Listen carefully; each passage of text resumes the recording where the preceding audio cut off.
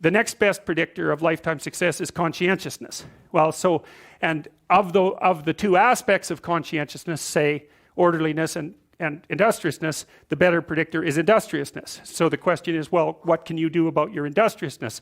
And the answer to that is, well, that's kind of rough too, because there's a strong genetic component. But you can work on micro habits with regards to your conscientiousness. And I think the best micro habits, this is partly to do with this future authoring program processes, I think the best thing you can do with regards to your conscientiousness is to set up some aims for yourself, goals that you actually value.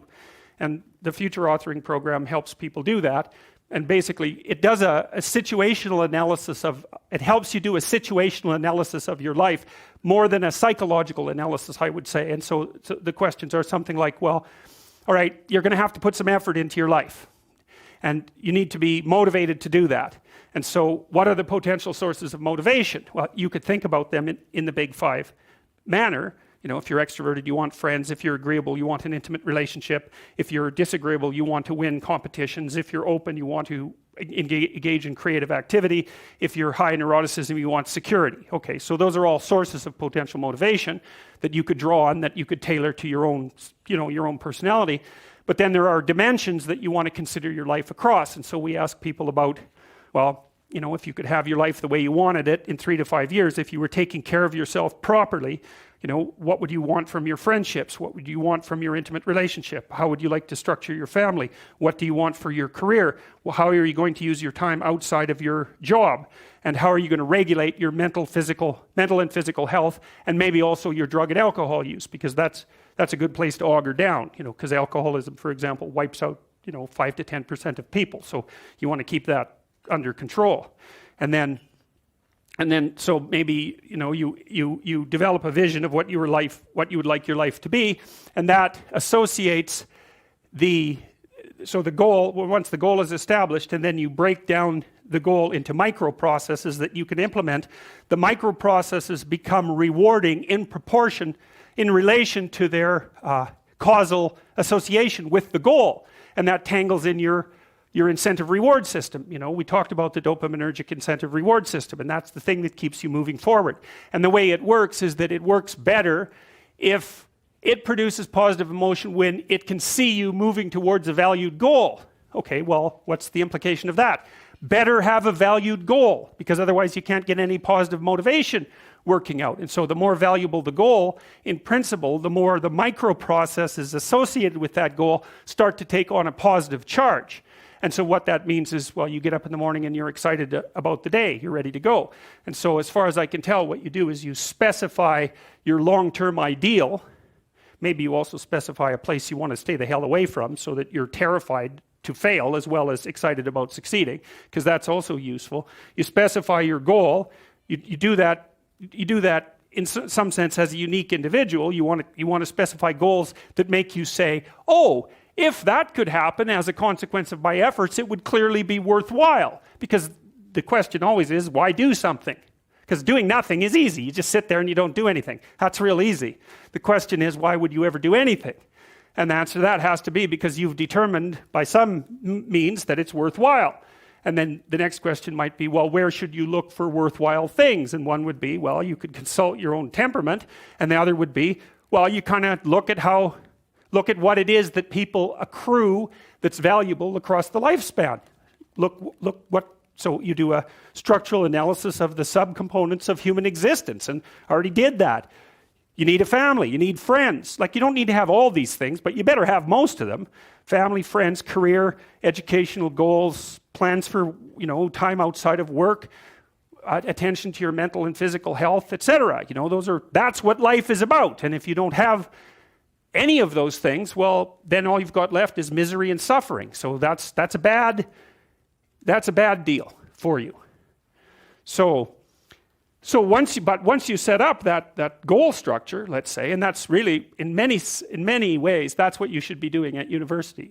That's exactly what you should be doing, is trying to figure out who it is that you're trying to be, right? And you aim at that, and then you use everything you learn as a means of building that person that you want to be. And I really mean want to be. I don't mean should be, even those things are going to overlap. And it's important to distinguish between those because that's partly, and this is back down to the micro-routine analysis. So if I was saying, well, you're going to try to make yourself more industrious. Okay, number one, specify your damn goals, because how are you going to hit something if you don't know what it is? That isn't going to happen. And often people won't specify their goals too because they don't like to specify conditions for failure. So if you keep yourself all vague and foggy, which is real easy because that's just a matter of not doing as well, then you don't know when you fail. And people might say, well, I really don't want to know when I fail because that's painful. So I'll keep myself blind about when I fail. That's fine, except you'll fail all the time then. You just won't know it until you've failed so badly that you're done. And that can easily happen by the time you're 40. So I would recommend that you don't let that happen. So that's willful blindness, right? You could have known, but you chose not to.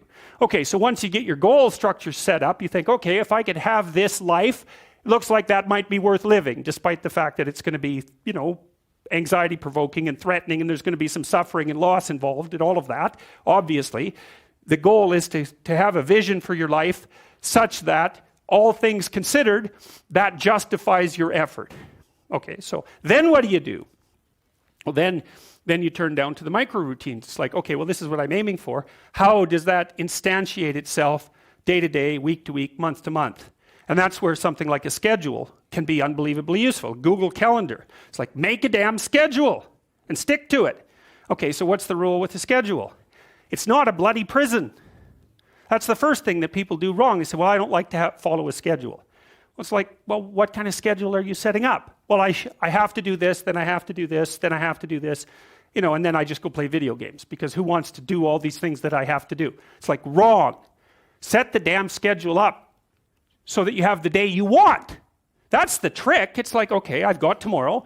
If I was going to set it up so it was the best possible day I could have, practically speaking, what would it look like?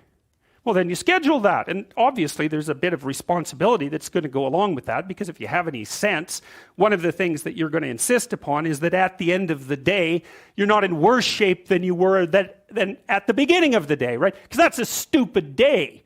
If you have a bunch of those in a row, you just dig yourself a hole and then you bury yourself in it. It's like, sorry, that's just not a good strategy. It's a bad strategy. So maybe 20% of your day has to be responsibility and obligation, or maybe it's more than that, depending on how far behind you are. But even that, you can ask yourself, okay, well, I've got these responsibilities. I have to schedule the damn things in. What's the right ratio of responsibility to reward? And you can ask yourself that, just like you'd negotiate with someone who is working for you. It's like, okay, you got to work tomorrow. Okay, so I want you to work tomorrow. And you might say, okay, well, what are you going to do for me that makes it likely that I'll work for you? Well, you could ask yourself that, So maybe you do an hour of responsibility and then you play a video game for 15 minutes. I don't know, whatever turns your crank, man. But, you have to negotiate with yourself and not tyrannize yourself. Like you're negotiating with someone that you care for, that you would like to be productive and have a good life. And that's how you make the schedule. It's like, and then you look at the day and you think, well, if I had that day, that'd be good. Great. And you're useless and horrible, so you'll probably only hit it with about 70% accuracy, but that beats the hell out of 0, right? And if you hit it even with 50% accuracy, another rule is, well, aim for 51% the next week, or 50.5% for God's sake, or because you're going to hit that position where things start to loop back positively and spiral you upward. And so that's one way that you can work on your conscientiousness, is plan a life you'd like to have. And you do that partly by referring to social norms. That's more or less rescuing your father from the belly of the whale. But the other way you do that is by having a little conversation with yourself about, as if you don't really know who you are, because you know what you're like. You won't do what you're told. You won't do what you tell yourself to do. You must have noticed that. It's like you're a bad employee and a worse boss. And both of those work, for you. You don't know what you want to do, and then when you tell yourself what to do, you don't do it anyways. You should fire yourself and find someone else to be. But my point is that you have to understand that you're not your own servant, so to speak. You're someone that you have to negotiate with, and you're someone that you want to present the opportunity of having a good life to. And that's hard for people because they don't like themselves very much. So, they're always like cracking the whip and then procrastinating, and cracking the whip and then procrastinating. And it's like, God, it's so boring. And It's such a pathetic way of spending your time. And you know what that's like because you probably waste like 6 hours a day. And I think we did an economic calculation about that a while back, right? Your time's probably worth $50 an hour, something like that. I mean, you're not getting paid that now, but you're young, and so this is investment time, and what you do now is going to multiply its effects in the future. So let's say it's $50 an hour, which is perfectly reasonable. So if you waste 6 hours a day, and you are, then you're wasting about $2,000 a week or about $100,000 a year. So like, go ahead, but that's what it's costing you every hour. And you need to know what your damn time is worth. So let's say it's not $50, it's 30, whatever. Maybe it's 100, it's somewhere in that range. One of the things you should be asking yourself is, when you spend an hour, was that, well, would have I paid someone $50 to have had that hour? And if the answer is no, it's like, well, maybe you should do something else with your time. And it depends on whether or not you think that your time's worthwhile. But the funny thing about not assuming that is if you assume your time isn't worthwhile, what happens is you don't just sit around sort of randomly in a state of responsibility-less bliss. What you do is you suffer existentially. And so that seems like a stupid solution.